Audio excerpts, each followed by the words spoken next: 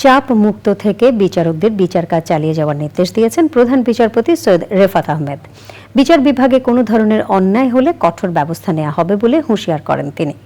Syndicate মুক্ত বিচার বিভাগ এবং মিথ্যা ও হয়রানিমূলক মামলা যেন না হয় সেদিকে দৃষ্টি দিতে আহ্বান জানিয়েছেন অ্যাটর্নি জেনারেল ও সুপ্রিম কোর্ট বারের সভাপতি।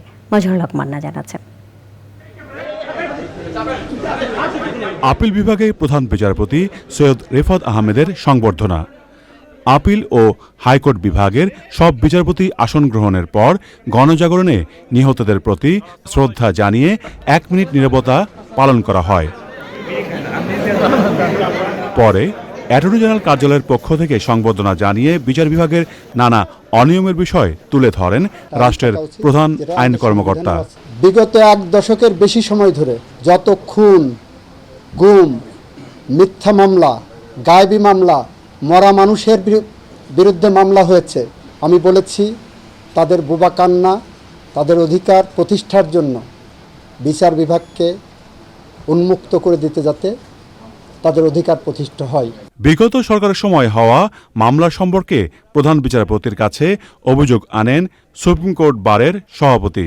বিচার বিভাগের সুপ্রিম কোর্টে এবং নিম্ন আদালতে সর্বক্ষেত্রে কোনো সিন্ডিকেট রাখা যাবে না। সিন্ডিকেট শেষ করে দিতে হবে, সকল প্রকার দুর্নীতি বন্ধ করতে হবে। দুর্নীতির ব্যাপারে জিরো টলারেন্স যেন উনি বজায় রাখেন, সেটা আবেদন জানাচ্ছি। সংবর্ধনার জবাবে প্রধান বিচারপতি বিভিন্ন অভিযোগের বিষয়ে নিজের অবস্থান পরিষ্কার করেন। উনি বলতে চেয়েছেন যে নিম্ন আদালতের বিচারক এটা ওপেন বলেছে, ওনাদের পাশে আছেন। At the same time this is a warning.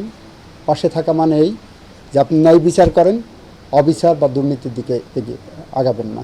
ছাত্র জনতার আশা আকাঙ্ক্ষা প্রতিফলনে সবাইকে সহযোগিতা করতে আহ্বান জানিয়েছেন প্রধান বিচারপতি। মাজহারুল হক মান্না, চ্যানেল আই, ঢাকা।